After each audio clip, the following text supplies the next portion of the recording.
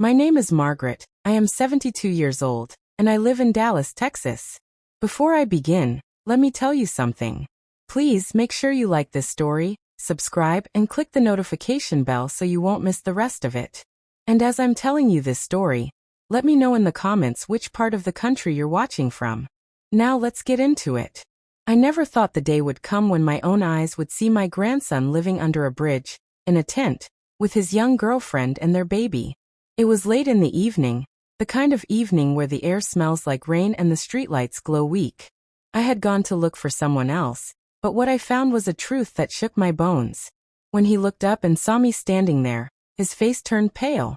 His lips trembled, and then he broke down crying like a little boy again, though he was already a man. He stumbled out of the tent, fell to his knees, and held my legs so tight, I thought he would never let go.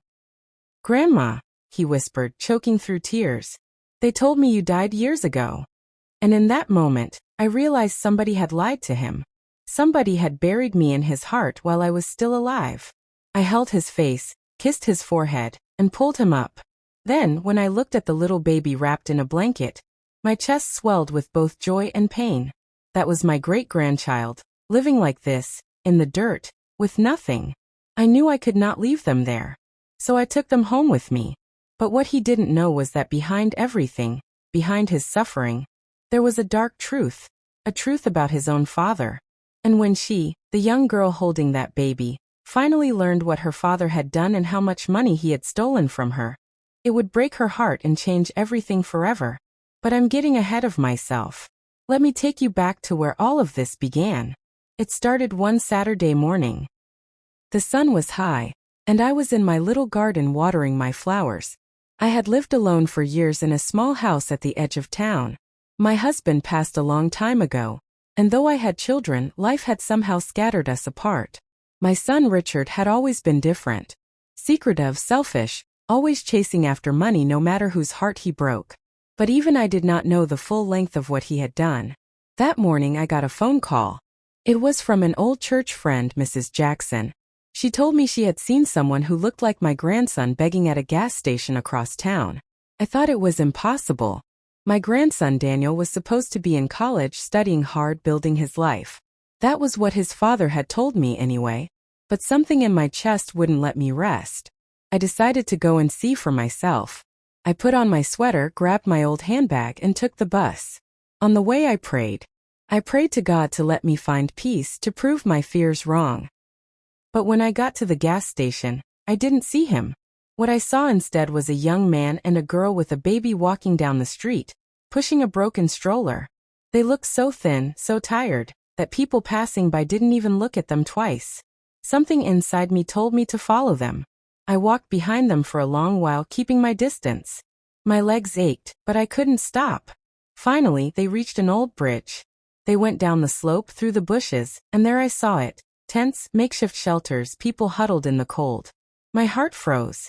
Could this be where my grandson was? And then I saw him. Daniel. My little boy with the curly hair who used to sit on my lap while I read him bedtime stories. He was older now, with a beard and tired eyes, but I would know him anywhere. The girl beside him looked barely 20. She clutched the baby close to her chest, rocking it gently. I must have gasped out loud because Daniel looked up. For a moment he froze. Then his face broke, his whole body shaking.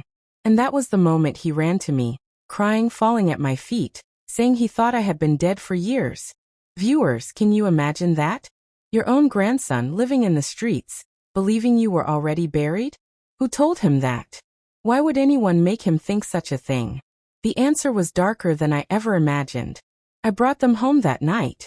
I cooked food, warm food, the kind that fills not just the stomach but the soul. They ate like they hadn't eaten in days. I gave them hot water to bathe. The young girl, her name was Emily, cried when she touched the soft towels, as if it was something she hadn't felt in years. The baby, her name was Lily. She had the brightest eyes, like two shining stars, but her tiny hands were cold. I held her close to my chest, and I promised myself that night, no matter what it cost me, I would never let her grow up in the dark. Daniel told me bits and pieces of what happened, but he was broken. His words came out like puzzle pieces, and I could not put them together yet. All I knew was that his father, my son Richard, had something to do with this. And when I started digging, when I started asking questions and opening old drawers filled with secrets, what I discovered was a truth so heavy that it nearly destroyed us all. But before I tell you what I found, let me stop here, because something else happened that very night. As I was about to close the windows, I noticed a shadow outside my house. A tall figure standing in the dark, watching. At first, I thought it was my imagination. But then the figure stepped closer, and I saw his face under the streetlight. It was Richard, my son. And he did not look happy that I had found Daniel. When I pulled back the curtain, my heart almost stopped. There he was, Richard, my only son, standing outside in the shadows. His face looked cold, stiff, and his eyes were fixed on the house like a hawk watching its prey. For a moment I froze. I hadn't seen him in nearly 2 years. The last time we spoke, we fought so bitterly that I swore never to open my door to him again. And now here he was, standing in front of my house on the very night I found Daniel. I quickly pulled the curtain shut, but it was too late. He had already seen me. My knees went weak. I whispered a prayer under my breath and went to lock the door. But before I could slide the bolt, there was a loud knock. "Mother," Richard's voice boomed. "Open the door. I know he's in there." Daniel, who had been sitting at the table eating his second plate of food, froze. His fork clattered to the ground. Emily hugged the baby tighter and looked at me with eyes wide as the moon. "Don't open it, Grandma," Daniel whispered, his voice trembling. "Please don't." But the knocking grew louder. Then came a kick. The door shook on its hinges. "Mother!" Richard shouted again. "We need to talk. Now." My mind raced. If I opened that door, what would happen? Richard was not a man who came with peace. If I kept it closed, would he break it down? I turned to Daniel, who looked more like a frightened child than a grown man. "Tell me the truth," I demanded in a low voice. "What did your father do to you?" Daniel's lips quivered. He lowered his head. "He stole everything, Grandma. All the money Dad, your husband, left for me, he took it. He told me you were dead so I wouldn't come looking for you. He made sure I had nothing, no future, no home. That's why I ended up under that bridge." My heart felt like it had been cut open. My own son had lied, stolen, and destroyed his boy's life. Another loud kick shook the door. Emily screamed. The baby started wailing. I rushed to them, cradling the little one in my arms, rocking her to calm her down. I had to make a decision. Either let Richard in and face whatever storm he brought with him, or call for help. Before I could move, there was a sudden deafening crack. The wood splintered and the door burst open. Richard stepped inside, his face twisted with anger, his eyes burning with something darker than I had ever seen before. And then he said words that chilled me to the bone. "If you don't hand him over to me tonight, you'll regret ever finding him." The door lay broken on the floor, the night air rushing into the room as Richard stepped inside. His tall frame filled the doorway, and for the first time in years I saw him up close. His once handsome face was hardened now, carved with lines of greed and bitterness. His eyes, sharp and burning, darted from me to Daniel, then to Emily and the baby. I held the child close to my chest, rocking her as if my arms alone could shield her from the storm about to come. "Richard," I said softly, though my heart pounded so loudly I feared he could hear it. "Why are you doing this?" "He's your son." Richard's lips twisted into a bitter smile. "That boy stopped being my son the day he chose to defy me. I gave him everything: food, shelter, my name. And how did he repay me? By making me look like a fool. He doesn't deserve anything, Mother. Not the money, not the family, not your love." Daniel's chair scraped the floor as he stood. His voice cracked, but he forced the words out. "You didn't give me anything, Dad. You stole from me. Grandpa's money was for my education, for my future. You spent it all on yourself, and when I asked questions, you threw me out like garbage. Don't stand there and pretend you cared." For a moment, silence filled the room. Emily's quiet sobs, the baby's tiny whimper, and the whistling wind through the broken door were the only sounds. Then Richard's hand shot out. He pointed a finger at Daniel. "You think you know the truth, boy? You don't. And if you stay here with her," he jabbed the finger toward me, "you'll regret it. She'll poison your mind against me like she always has. I felt a surge of anger rise in me, stronger than fear. Poison? Richard, you poisoned yourself. You stole from your own blood. Do you realize what you've done to your son's life? Do you see where he ended up? Under a bridge, begging for food? That's not my doing. That's yours. Richard's face darkened.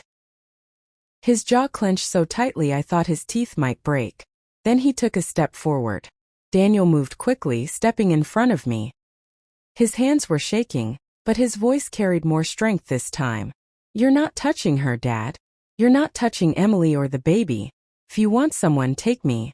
But leave them out of this. The bravery in his words almost broke me. My grandson, who had been living in filth, starved and broken, was now standing tall against the very man who had crushed him.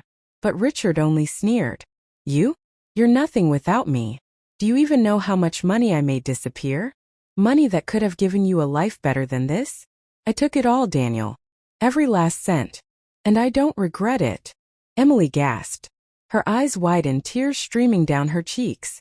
You're the reason my baby has no diapers, no formula? You took the money that was supposed to help us. Richard turned his gaze on her, his voice dripping with contempt. Your father was a fool, girl. He trusted me with that money, and I used it as I pleased. You and your brat mean nothing to me. Her whole body shook as if she'd been struck. She sank into a chair, clutching the baby, whispering over and over, he lied, he lied. The room was unraveling. The truth was cutting deeper than any knife. And in that chaos, something inside me snapped. Enough! I shouted. My voice, though cracked with age, filled the room. Richard, you've destroyed enough lives. You will not destroy this family anymore. Get out of my house. Richard's eyes blazed. You think you can stop me, old woman? You should have stayed dead. I told him you were gone for a reason. Now he's found you, and everything I built is falling apart. Those words made my skin crawl. He had wanted Daniel to believe I was dead, to erase me from his son's heart. The betrayal was too deep to describe. I reached for the phone on the counter, my hand trembling.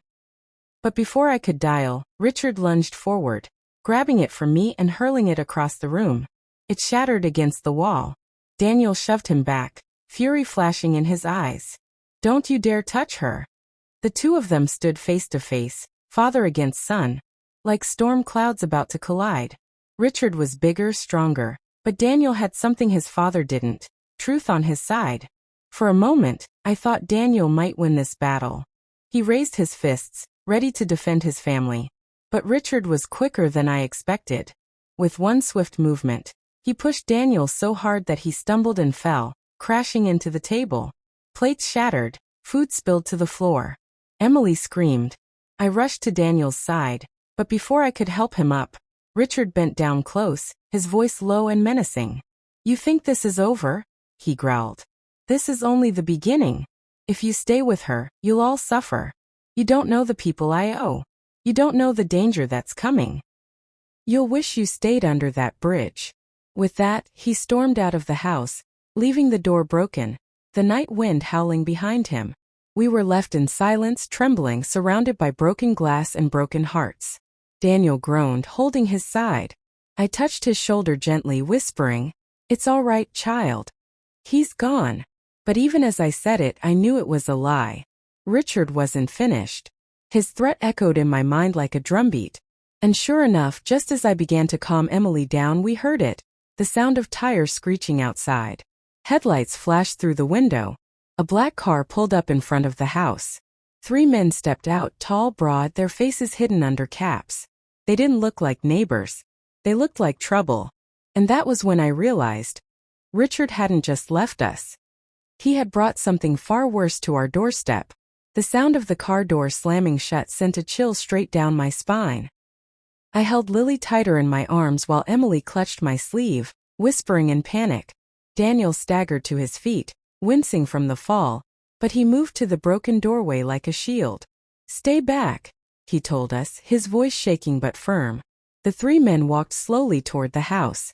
They weren't ordinary passers-by. Their heavy boots crunched on the gravel, their hands tucked in their jackets as if hiding something. One of them lit a cigarette, the flame briefly showing his scarred face. Who are they? Emily whispered. Daniel's eyes darkened. They're my father's people. Debt collectors. He must have called them. My knees almost gave way. Richard hadn't just threatened us, he had delivered his threat within minutes. The tallest of the men stopped in front of the broken door and smirked. Evening, folks. We're here for Richard's business. Where is he? Daniel clenched his fists. He's not here. And you need to leave. The man chuckled, shaking his head. You've got guts, kid.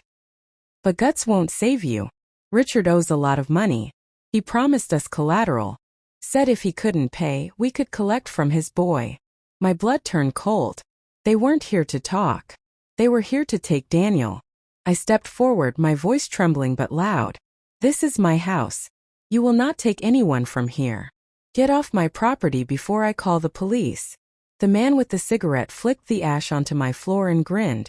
Lady, you don't even have a door anymore. Think the police will get here before we do what we came for. Daniel took another step forward, putting himself between us and them. You're not taking me anywhere. If my father owes you, that's his problem. Not mine. But the men didn't move back. Instead, the tallest one whistled. The other two reached inside their jackets, and I saw the gleam of metal. Guns. Emily gasped. Her hands flew to her mouth. Lily began crying, the sound piercing the heavy air. I froze, my mind racing. What could we do?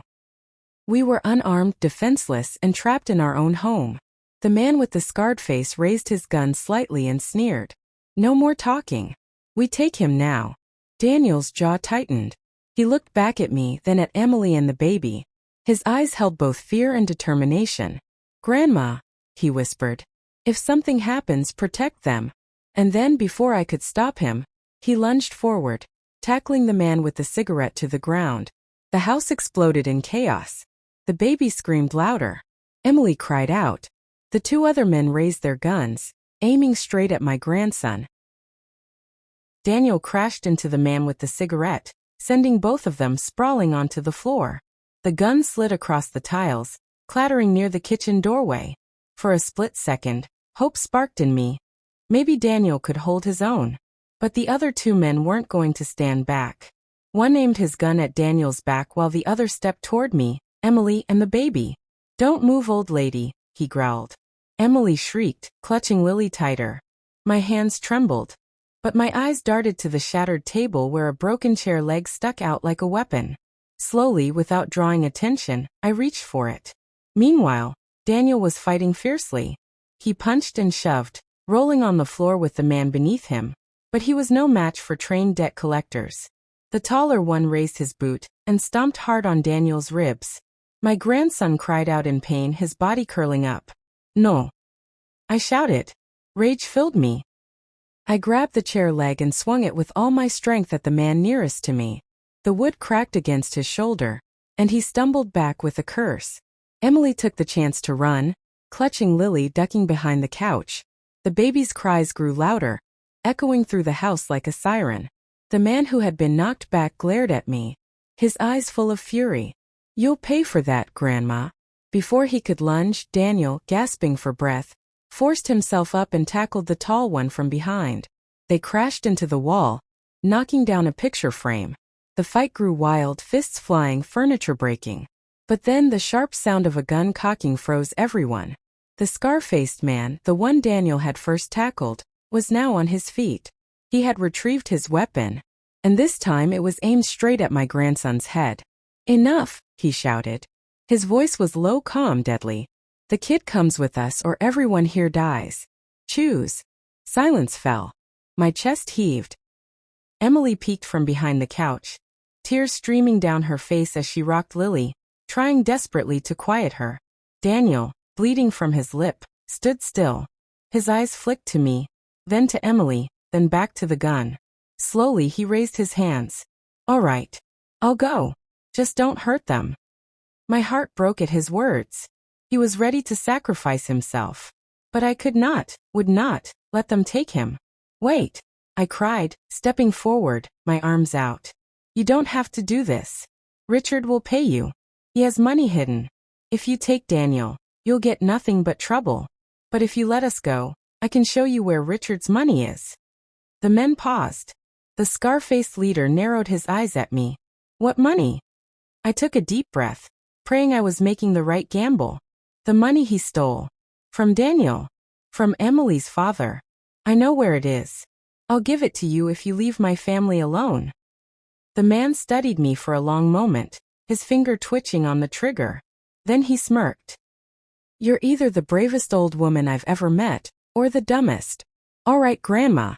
Show us this money. Daniel shook his head violently. No, Grandma. Don't. But the gun pressed harder against his temple, and he went silent. I forced myself to stay calm. Fine. But I need time. Give me until tomorrow night. Meet me at the old train yard. You'll get what you want. The leader tilted his head. And how do we know you won't call the cops? I swallowed hard. Because if I did, we'd all be dead right now. You've got nothing to lose giving me a chance. But if you take him tonight, Richard will never pay you, and you'll be stuck with nothing. The men exchanged looks. Finally, the leader lowered his gun slightly. Tomorrow night. Train yard. Don't be late or the boy dies. With that, they backed out of the house, guns still ready, and climbed into the black car. The engine roared and in seconds they were gone. The silence they left behind was deafening. Daniel collapsed onto the couch, holding his ribs, wincing in pain. Emily rushed to him, setting Lily gently in my arms before tending to his bruises. Tears streamed down her face as she whispered, I thought I was going to lose you. I held the baby close, my heart pounding so hard I could barely breathe. We have one night, I said softly. One night to figure this out. If we don't, they'll come back, and next time, they won't leave without Daniel. Daniel looked up at me, his eyes full of both gratitude and fear. Grandma, why did you say that? You don't know where the money is. But I did know. I hadn't wanted to admit it, not even to myself. Years ago, I'd stumbled upon papers hidden in Richard's old room. Bank records. Safe deposit box keys. I hadn't understood everything at the time, but now the puzzle was clear. Richard hadn't just stolen from Daniel, he had built a secret fortune with it. And now, that money might be the only thing standing between us and death. The clock ticked on the wall, each sound a reminder of the little time we had. Then suddenly headlights swept across the window again. Another car pulling up. My breath caught in my throat. But this time it wasn't the black car. It was Richard. And he was walking up the driveway with a gun of his own. The moment I saw Richard step out of the car, my whole body went cold. He held a pistol at his side, his face shadowed by the streetlight. There was no hesitation in his stride as he walked straight toward the broken door of my house. Daniel tried to stand, but the pain in his ribs forced him back down. Grandma, he whispered hoarsely, don't let him in. But Richard was already there. He shoved the shattered door wider and stepped inside, the gun glinting in his hand. His eyes swept over the room. Daniel bruised on the couch, Emily trembling at his side, me clutching Lily tightly. You just couldn't stay out of it, could you, Mother? His voice was calm, almost mocking. I warned you. Now look what you've done. Richard, I said, forcing steel into my voice, those men will be back tomorrow. They want money. Your mess has caught up with you. And you're not dragging Daniel down with you any longer. He smirked and raised the pistol slightly. Oh, I'll handle those men. But first, his eyes locked on Daniel. I'm taking back what belongs to me. Emily screamed. He's your son. Richard's face twisted with rage. So? He's nothing but a curse. Everything I built he tried to destroy. He should have stayed under that bridge where he belonged. Daniel's jaw tightened. He sat up straighter despite the pain. You didn't build anything, Dad. You stole it. From me, from Emily's father, from everyone who trusted you. And one day you'll answer for it. The words cut deep, and Richard's hand trembled on the gun. For a terrifying moment, I thought he might pull the trigger right then. Stop this madness, I cried, stepping forward, clutching Lily close. If you kill him, you'll have nothing left. No family. No future. Is that the life you want? Richard's eyes flicked to me, and for the briefest second, I saw doubt. But then his mouth curled into a cruel smile. Family doesn't pay debts, mother. Money does. And Daniel's worth more dead than alive. The room froze. Emily gasped, her hands flying to her mouth. Daniel's fists clenched, ready to fight even in his broken state. But before anyone could move, a sudden noise shattered the tension. Sirens wailing in the distance, growing louder, closer. Red and blue lights flickered through the broken doorway. Someone had called the police. Richard's face drained of color. He cursed under his breath, backing toward the door, his gun still raised. "This isn't over," he spat, his eyes burning into me. "Tomorrow night, you'll regret crossing me." And with that, he bolted out into the night, the sound of his car tires screeching against the road as the police cars closed in. I clutched Lily tighter, my heart racing. Relief washed over me, but it was thin, fragile, because I knew the storm had only just begun. The flashing red and blue lights painted the walls of my living room. A strange dance of colors that made everything feel unreal. I stood frozen, clutching Lily so tightly I feared I might hurt her. Emily's sobs filled the air, while Daniel struggled to sit up, holding his ribs. The door burst open. This time, not with violence but with uniformed officers rushing in. Guns drawn, flashlights sweeping across the room. "Hands where we can see them," one of them barked. I raised my free hand quickly, my voice trembling. "Please, please don't shoot. He's gone. The man with the gun, he just left." They spread out through the house, checking every corner. Two of them ran outside, chasing after Richard's car, though I knew in my bones they wouldn't catch him. Richard was a snake. He always found a way to slither out of reach. Finally, one officer lowered his weapon and looked at me. He was a tall man with kind eyes, his badge reading Officer Brooks. "Ma'am, are you all right?" "Who was that man?" "My son," I whispered, shame and grief heavy on my tongue. "He broke in. He threatened to kill us. Please, you have to protect my grandson." Daniel groaned, trying to sit up straighter. "It's true. His name's Richard. He owes money to dangerous men. They were here earlier tonight. They want me as collateral." Emily, still clutching Lily, nodded quickly, tears streaming down her face. "They said they'd take him if the debt wasn't paid. They had guns. They almost—" She couldn't finish. Her voice cracked under the weight of it all. Officer Brooks frowned deeply, glancing at his partner. "This is serious. We'll need full statements from all of you. And we'll assign a patrol car to keep an eye on the house tonight." I felt my legs give way, and I sank into a chair, Lily cradled safely in my arms. Relief mixed with dread. For a moment we were safe.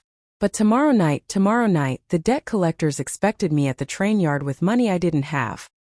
As the officers took notes, Daniel leaned toward me. His voice was low, urgent. "Grandma, why didn't you tell me? You do know where the money is, don't you?" I looked into his eyes, so much like his mother's eyes once were. Full of pain yet still holding a spark of hope. Slowly I nodded. "Yes, Daniel. Think I know. Years ago, I found bank documents hidden in Richard's old room. I didn't understand at the time, but now I realize he's been keeping stolen money in a safe deposit box downtown." Emily gasped. "So it's real? He really took everything from my father." I touched her hand gently. "Yes, child. Your father trusted Richard, and Richard betrayed him. That money was meant for you, for your future. And now, it's the only way we can save Daniel." The weight of my words settled over us like a heavy blanket. Emily's tears turned to anger, her fists clenching. Daniel lowered his head, silent, as though ashamed that his father's sins had become his burden. The officers eventually left, promising to return at dawn for more questioning. The night grew quiet again, though none of us could sleep. I sat in my chair, rocking Lily gently, staring at the broken door, listening to the ticking of the clock. Around midnight, Daniel came to sit beside me. His ribs still ached, but he tried to hide the pain. "Grandma," he whispered, "you shouldn't risk everything for me. Those men, they'll kill you if you don't give them what they want." I turned to him, brushing the hair from his forehead like I used to when he was a little boy. "Listen to me, Daniel. Family means sacrifice. Your father forgot that, but I haven't. I would rather risk my life than let you go back to living under a bridge." His eyes watered, though he tried to blink it away. "I thought you were gone forever," he said softly. But now that I have you back, I don't ever want to lose you again." Those words cut straight to my soul. I kissed his cheek and whispered, "You won't." But deep down I wasn't sure. The night dragged on. Every noise outside made us jump. Emily tried to rest, curled up on the couch with Lily, but her eyes never truly closed. Daniel sat by the window watching, guarding us like a soldier. By morning, exhaustion had settled into our bones. Officer Brooks returned, asking for more details, writing everything down. When I mentioned the safe deposit box, he frowned. "If that's true, it could be evidence of fraud and theft. We'll need to investigate." I shook my head quickly. "We don't have time for investigations. If I don't bring something to those men tonight, they'll kill Daniel." The officer hesitated. "Then let us help. We can set up a sting operation. Catch them at the train yard." Daniel shook his head fiercely. "No. If we involve the police, they'll shoot first. They don't care about laws. They'll kill all of us before you can blink." The argument hung in the air, unresolved. Finally, when the officers left again, Daniel turned to me. "Grandma, we have to get that money. It's the only way." I nodded slowly. "Then tonight we go to the bank. We take what's ours. And we end this." But even as I said the words, a deep unease grew inside me. Because Richard wouldn't just let us walk into that bank. And sure enough, as the afternoon sun dipped low, a note was slipped under the broken door. I bent to pick it up, my hands trembling as I read the scrawled handwriting. "If you touch my money, you'll all be dead before midnight." It was signed simply, Richard. I stared at the note in my hands, the letters jagged and furious, as though Richard had carved them into the paper with a knife. My breath caught in my throat. "If you touch my money, you'll all be dead before midnight." Emily gasped when she read it over my shoulder. Her voice shook. "He knows. He's watching us." Daniel slammed his fist against the wall, wincing from the pain in his ribs. "We can't let him scare us. That money belongs to us, Grandma. He stole it, and now it's the only way to save my life. I don't care what he threatens." But his words didn't erase the fear curling inside me. If Richard knew about the bank, that meant he would be waiting for us. The day dragged on, heavy and tense. Every shadow outside made me jump. I tried to feed Lily, but my hands shook so badly that Emily had to take over. None of us could eat. By late afternoon, Daniel stood up suddenly, determination burning in his eyes. "We can't sit here waiting to die. We have to move now, before nightfall." "Move where?" I asked. "To the bank," he said. "Get the money before Richard does. Then we go to the train yard and end this." Emily shook her head, tears in her eyes. "What if it's a trap? What if he's waiting for us at the bank with those men?" Daniel's jaw tightened. "Then we face him.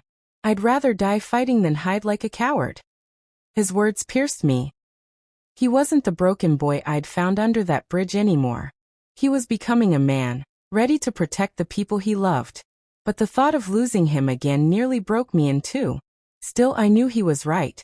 We had no choice. As the sun dipped low and the sky turned gold, I gathered what little we could.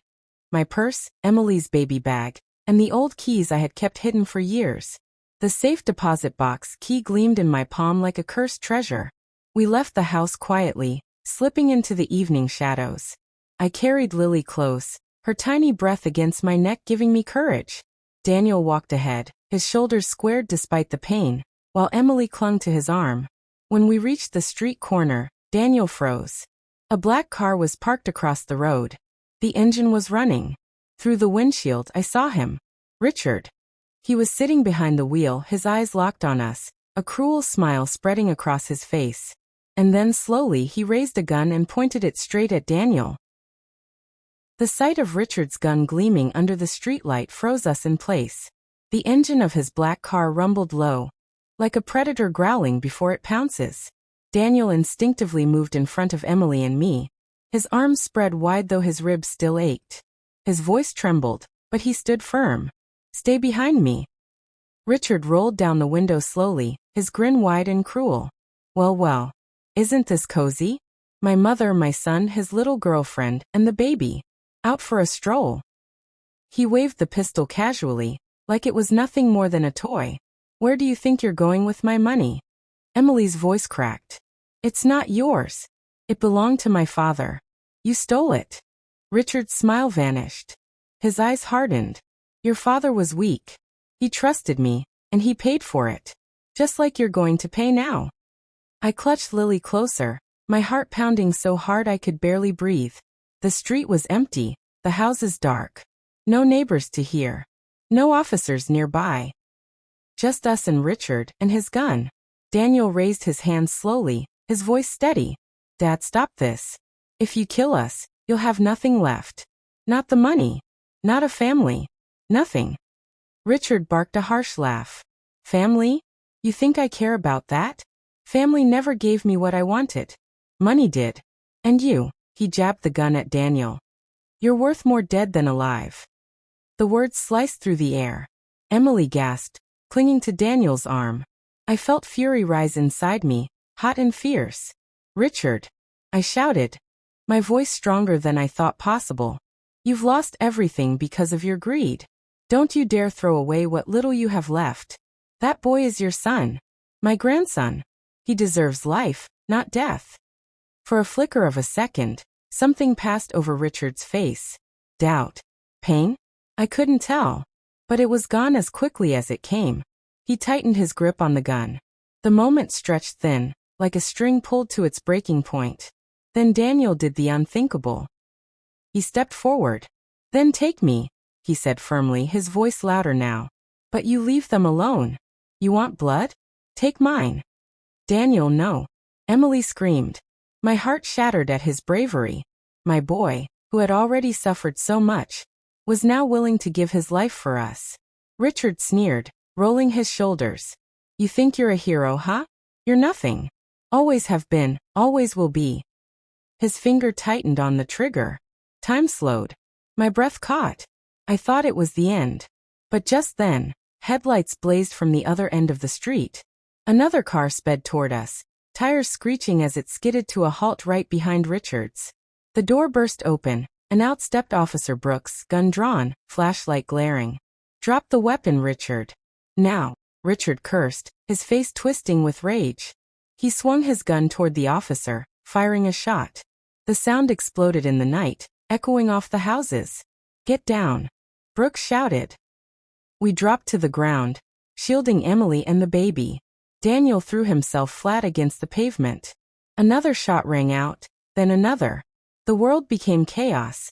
Gunfire cracking, headlights flashing, my heart hammering in my ears. I dared to look up. Richard ducked behind his car, firing wildly at Brooks. Sparks flew as bullets struck metal.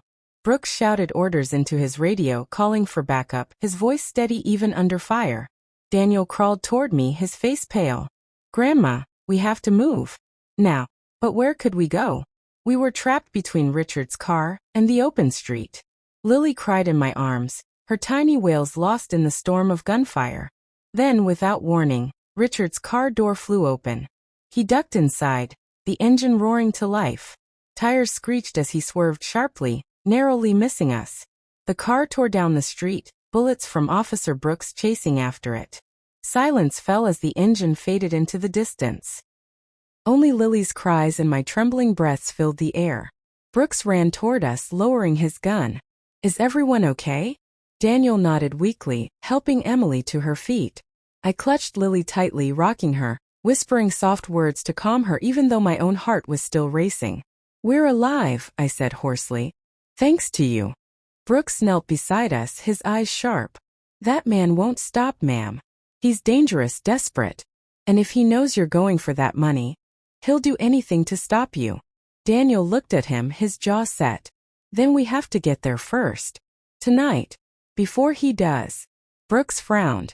It's too risky. He's armed and those debt collectors are still in play. You could all get killed.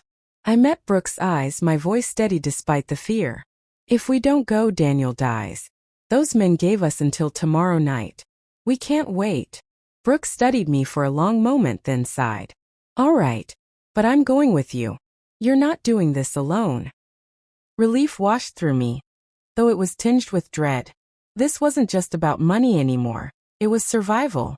We agreed to meet at the bank in 2 hours, under the cover of night. Brooks promised to bring backup in plain clothes just in case. As we headed back inside to prepare, Daniel caught my arm. His voice was low, urgent. "Grandma, are you sure this is the right move? What if the money isn't there?" I placed a trembling hand on his cheek. "It has to be, Daniel. It's our only chance." But even as I said it, my stomach twisted. Because if I was wrong, if the money wasn't there, then tomorrow night at the train yard would be our last. And as I tucked Lily into her blanket, I glanced out the window, only to see a shadowy figure watching us from across the street. He didn't move. He just stood there, watching, waiting. And in my heart, I knew. Richard wasn't done. The figure outside didn't move.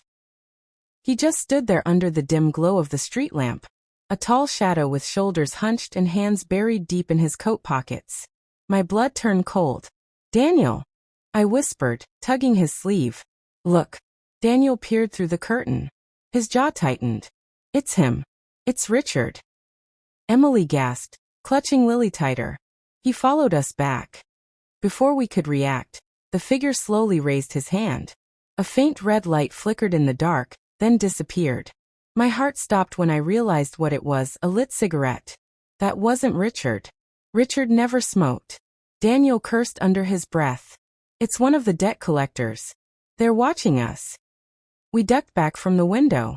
My hands shook so badly, I nearly dropped the baby. My voice came out hoarse. "They know about the bank. They'll follow us." Daniel's eyes blazed. "Then we have to outsmart them." 2 hours later, Officer Brooks arrived in a plain car, dressed in civilian clothes. He brought one partner with him, a woman named Sanchez, sharp-eyed and calm. We explained about the man outside. Brooks only nodded grimly. "Then we move fast. They won't expect us to leave under protection." We waited until nearly midnight, when the street outside grew quiet. Brooks parked his car behind the alley, and we slipped out the back door. My heart pounded with every step. I half expected gunfire to explode behind us, but the night remained silent. By the time we reached downtown, the streets were nearly empty. The bank loomed tall and cold, its glass doors gleaming under streetlights. Brooks parked a block away, scanning the area before giving us the signal to move. Inside, the air smelled like dust and polish. My trembling hands held the small brass key I'd kept hidden for so many years. Memories of Richard's betrayal flooded me as we walked toward the safe deposit vault. Brooks kept watch by the entrance while Sanchez guided us down the stairs. Emily held Lily close, whispering prayers under her breath. Daniel walked beside me, his face pale but determined. When we reached the vault, my hand shook so badly I dropped the key. Daniel picked it up and pressed it into the lock.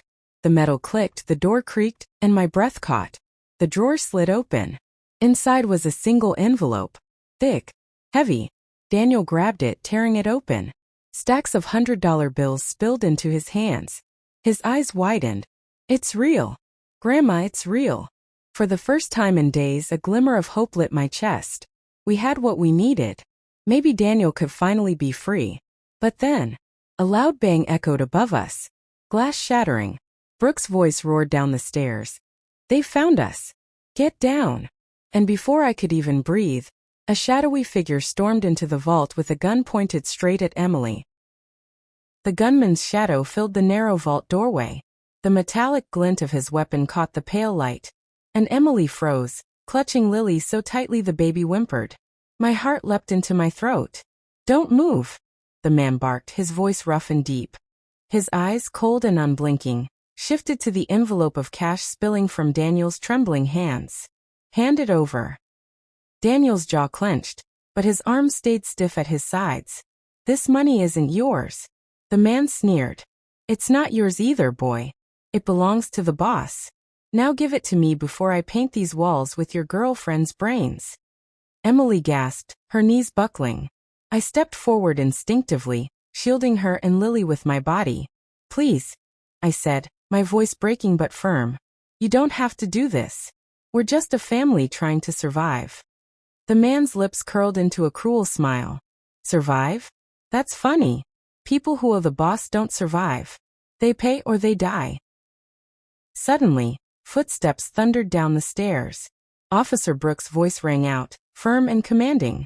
Drop the weapon. The gunman whipped around, firing a shot toward the stairs. The blast echoed like thunder in the vault. Sparks burst from the railing. Brooks dove for cover, returning fire, his partner Sanchez close behind him. Get down. Brooks shouted. Chaos erupted. Daniel shoved the envelope into his jacket, grabbed Emily by the arm, and pulled her to the floor. I dropped beside them, cradling Lily against my chest as bullets tore through the air. The smell of gunpowder burned my nose. The sound of gunfire rattled my bones. The gunman ducked into the vault, using the heavy steel door as cover. His eyes blazed with fury. You think you can steal from us and live? You're all dead. Daniel's face twisted with rage. Before I could stop him, he lunged forward, slamming his shoulder into the man's arm. The gun clattered to the ground, skidding across the floor. Daniel! I cried. The two of them struggled fiercely. The man was stronger, larger, but Daniel fought with a desperation I'd never seen before. He threw punches, wild but powerful, fueled by years of pain and fear. Brooks rushed in, trying to pull the man off, but another shot rang out from upstairs. Sanchez shouted, "We've got more incoming." The sound of footsteps thundered above us. My blood went cold. There wasn't just one debt collector. There were many. The gunman slammed Daniel against the vault wall. My grandson gasped, his ribs screaming in pain. Emily shrieked, reaching for him, but I held her back. Stay down. You'll be killed. Brooks managed to wrestle the man to the ground, snapping cuffs onto his wrists as he growled curses. But before Brooks could drag him away, the vault lights flickered, then went out. Darkness swallowed us. Only Lily's terrified cries broke the silence. Emily fumbled in her bag, pulling out her phone flashlight.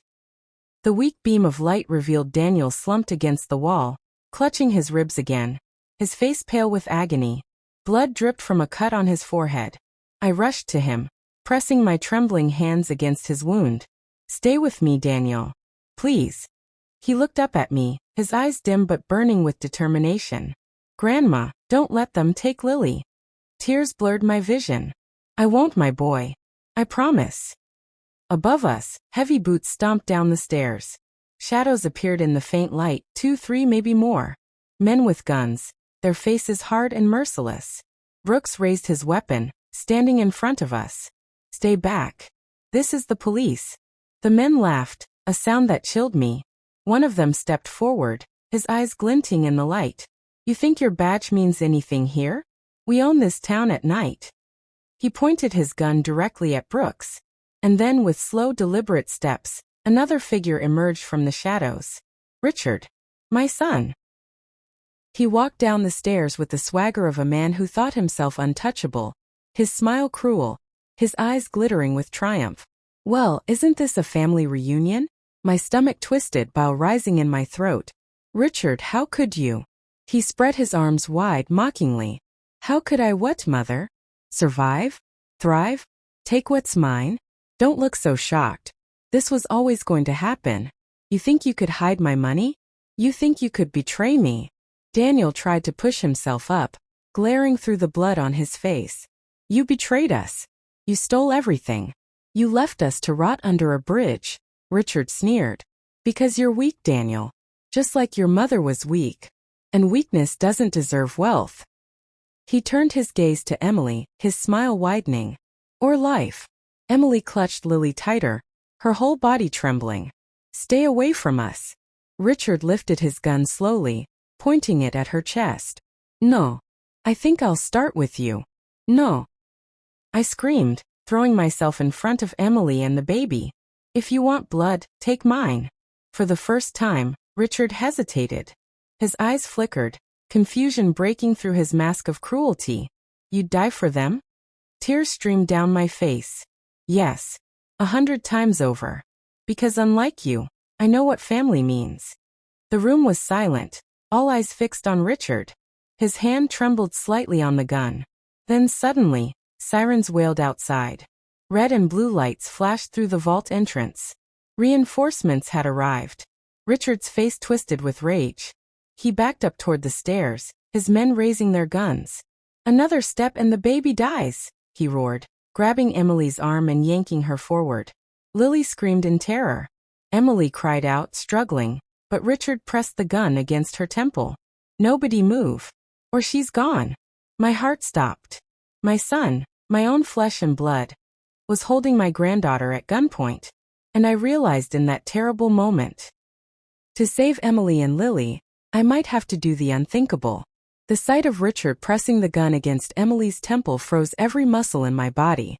Lily's terrified screams echoed through the vault, her tiny fists waving in panic. My breath came in shallow gasps, my heart pounding so hard I thought it might tear out of my chest. "Put the gun down, Richard," Officer Brooks commanded, his voice firm but calm. He had his weapon raised, but his hands were steady, his stance solid. Richard laughed bitterly. "Put my gun down? Don't make me laugh. You think I'm stupid? You think I don't know you'll shoot me the second I blink? No, the girl stays with me. And the baby too. They're my ticket out of here." Emily whimpered, tears streaking her face. "Please don't hurt her. Don't hurt my baby." I stepped forward, my hands raised, my voice trembling. "Richard, look at me. I'm your mother. You don't have to do this. You can walk away. Please don't let it end like this." His eyes flickered, just for a second. I saw a flash of the boy he once was, the child who used to run barefoot through the yard, laughing, before greed hardened his heart. But then his face twisted with rage, and he jerked Emily closer. "Don't pretend you care now, Mother," he spat. "You always loved everyone else more than me. You gave Daniel everything. You gave her father everything. What did you ever give me?" Tears stung my eyes. "I gave you my life, Richard. My love. But you threw it away when you chose greed over family." His jaw clenched, the gun pressing harder against Emily's head. Lily's cries grew louder, piercing the air. Daniel struggled to his feet, his voice raw. "Dad, stop. Kill me if you want, but let them go. Don't make me watch my daughter die." Richard's hand trembled, his eyes darting between Daniel and me. For a moment, it seemed like he might lower the weapon. Then headlights blazed outside the bank, more sirens closing in. Red and blue lights flashed through the glass. Richard cursed under his breath, panic flashing in his eyes. "They're here," Sanchez shouted, raising her gun. Richard snarled. "Nobody move or she's dead."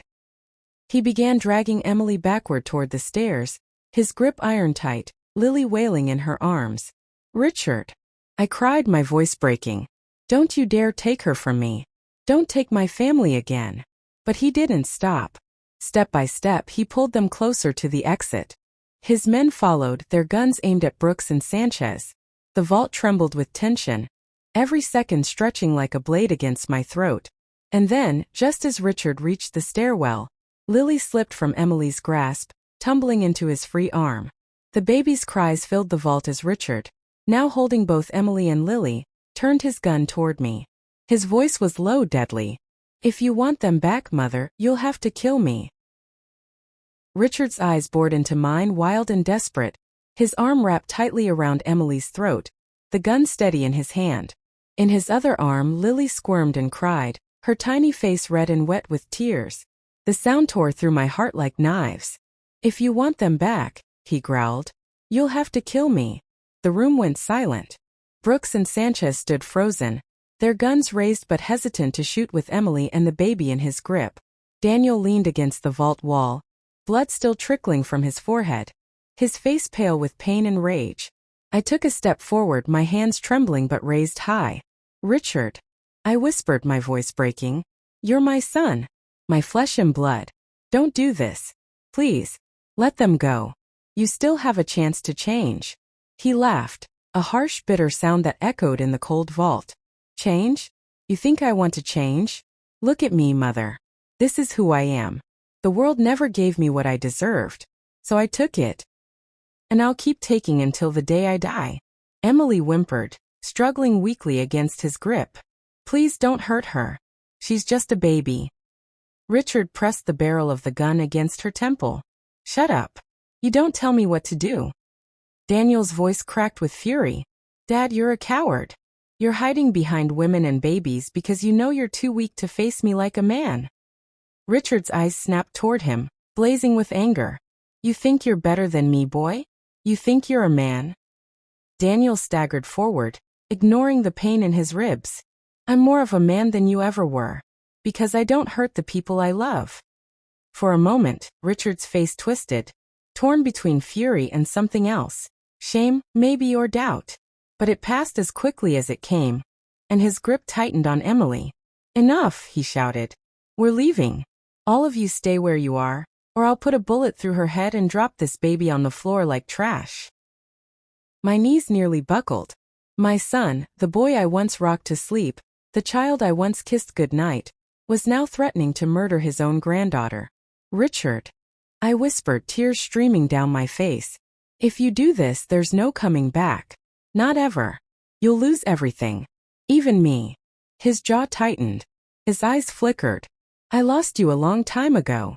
Then, with a violent jerk, he began dragging Emily up the stairs, Lily still wailing in his arm. Stop him! Daniel cried, lunging forward. But Brooks grabbed his arm, holding him back. No. He'll kill them if you rush him. We need to think. Daniel tore free, desperation blazing in his eyes. There's no time to think. He's going to kill them. I felt something snap inside me. I couldn't stand there and do nothing while my son dragged my family to their deaths. My hands shook, my body weak, but I stepped forward. Richard! I screamed. He froze halfway up the stairs, turning back to glare at me. I reached into my coat pocket and pulled out the small revolver Brooks had given me earlier for protection. My hand trembled as I raised it, pointing it directly at my son. Gasps filled the room. Daniel's eyes widened. Emily's tears spilled faster. Even Richard looked stunned. You wouldn't, he sneered, though his voice trembled slightly. You couldn't shoot your own son. My chest heaved, my finger hovering over the trigger. You don't leave me a choice, Richard. If it's between you and them, I'll protect them, even if it means losing you forever. His smile faltered. For the first time I saw fear flicker in his eyes. You don't have the guts, he muttered, though he didn't move. Try me, I whispered. The room held its breath.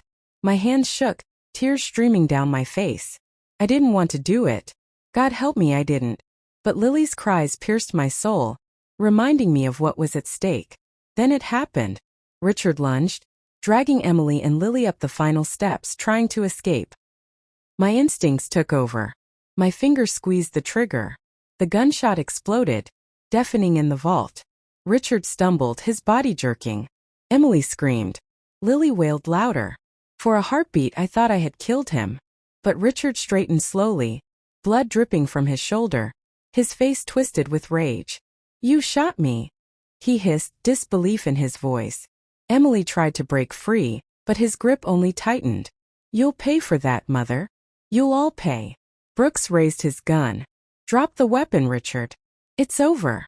But Richard only laughed, wild and bitter, dragging Emily into the darkness above the stairs. It's not over. Not until one of us is dead. The sound of the bank's side door slamming echoed through the building. Then silence. I lowered the gun, my hands trembling so badly it slipped from my grasp and clattered to the floor. My whole body shook with grief and fear. I shot my son, I whispered, my knees buckling. Daniel caught me, holding me upright even though he was weak himself. Brooks swore under his breath. He's gone. And now he has them. Emily and Lily gone, dragged into the night by Richard. The thought made me sick. My son had become my enemy, and my family's lives now hung by the thinnest thread. Daniel clenched his fists, fire burning in his eyes. We're not waiting for him to come back. We're going after him. Tonight. I looked at him, my heart breaking. Daniel, he has Lily. I know, Daniel said, his voice shaking. And I swear, Grandma, I'll bring her back, even if it kills me. The words hung heavy in the air. Because deep down I knew Richard wasn't running. He was leading us somewhere. Somewhere dark. Somewhere deadly. And the final showdown was coming. The vault was still ringing with the echo of the gunshot when silence swallowed us. My revolver lay on the floor, useless, while my hands shook uncontrollably. I could still see Richard's face. The shock in his eyes when the bullet tore through his shoulder. But the truth burned hotter than the guilt. He was gone. And he had Emily and Lily. Daniel staggered to his feet, his voice raw with desperation. We have to go after him. Right now. Officer Brooks grabbed his arm. You're injured. You'll bleed out if you push yourself. Daniel ripped free, his eyes blazing. I don't care. He has my daughter. Do you understand that? He has my baby. The anguish in his voice broke me. I placed a trembling hand on his shoulder. We'll get her back, Daniel. I promise. But we can't charge blindly. That's what Richard wants. He's leading us into a trap. Sanchez returned from upstairs, her face grim. He's gone out the side exit. Tire marks lead toward the old train yard. The train yard. My heart dropped. That was where the debt collectors demanded their money. Of course Richard would go there. He'd use Emily and Lily as bargaining chips to buy back his power. Daniel's fists clenched. Then that's where we'll find him. Brooks shook his head. It's too dangerous. If we go in without a plan, we'll all end up dead. They'll be expecting us. Daniel turned to me, his voice low but steady. Grandma, would you rather sit here and do nothing while he kills them? The question pierced me. No, I couldn't sit still. Not when Emily and Lily's lives hung by a thread. I had already pulled the trigger on my own son. I couldn't let it be for nothing. I straightened, wiping the tears from my face. We go to the train yard. Tonight. But we do it smart. Brooks sighed heavily, then nodded. Fine. I'll call in backup, but we move quietly. No sirens. No warnings. The ride there was silent, each of us drowning in our own storm of thoughts. Daniel sat hunched forward, his hands shaking, whispering Lily's name over and over like a prayer. I held his other hand tightly, silently begging God for one more chance to put this family back together.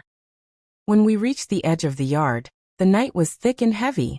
Rusted boxcars loomed in the shadows, the faint sound of voices echoing through the steel maze. Brooks killed the headlights, motioning for us to stay low. And then through the darkness, I saw him. Richard stood in the center of the yard, blood staining his shirt. Emily held tight in one arm, Lily in the other. Around him, a circle of armed men waited, their guns glinting under the pale moonlight. It was a trap, and we had just walked straight into it. The train yard stretched before us like a graveyard of steel, the rusted hulks of boxcars looming in the pale moonlight. Shadows twisted around every corner, and the air carried the metallic tang of iron mixed with the stench of oil. It was quiet, too quiet, except for the faint sound of voices and the distant crying of a baby. My heart twisted. Lily. Daniel tensed beside me, his fists clenched, his jaw hard as stone. That's her, he whispered. That's my baby. Officer Brooks raised a hand, signaling for silence. We crouched low behind a stack of broken pallets, peering out at the center of the yard. There he was. Richard stood tall despite the blood soaking his shirt, his face pale but twisted in defiance. Emily was clutched tightly in one arm, her face streaked with tears.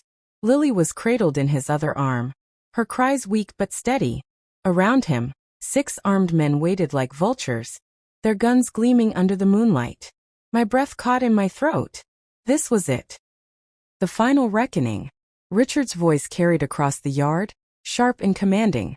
The money's gone, but I've got something better. Hostages. The perfect bargaining chips. Nobody touches me as long as I've got them. Emily sobbed. Please let her go. She's just a baby. She doesn't deserve this. He sneered down at her. Quiet. You and the brat are the only leverage I've got left. Every word was like a knife in my chest. My son, the boy I raised, had become this monster. And now my family's life depended on me. Brooks leaned close, whispering, if we fire, Emily and the baby are at risk.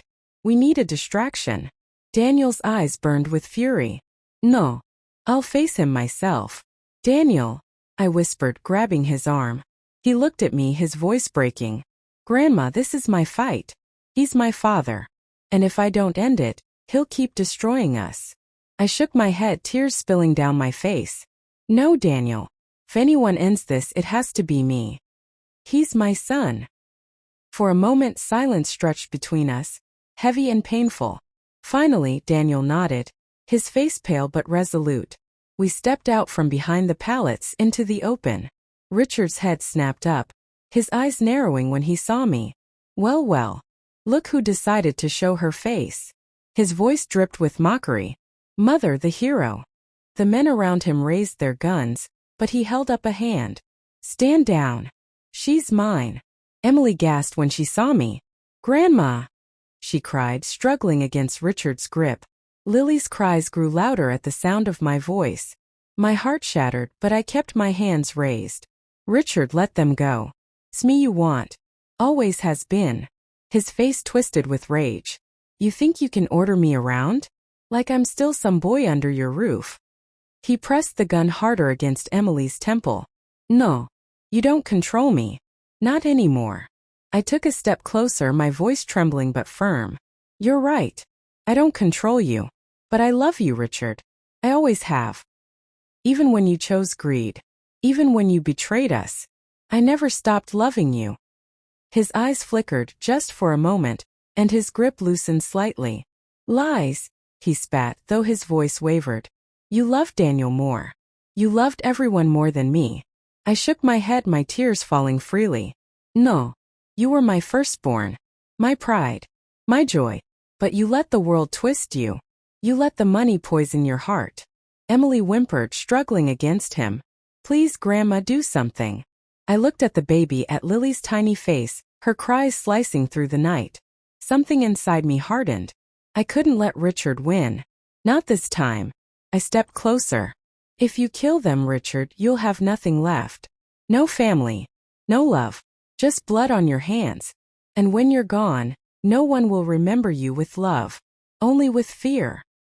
He flinched, his eyes darting between me and Daniel, who now stood a few paces behind me, silent but strong. For a moment the world seemed to hold its breath. Then Richard screamed, his face twisting with fury. I don't need love, he roared, raising the gun toward me. Everything happened in a blur. A single gunshot cracked the air. Richard staggered, his eyes wide with shock. He looked down at his chest, where blood spread across his shirt. His knees buckled.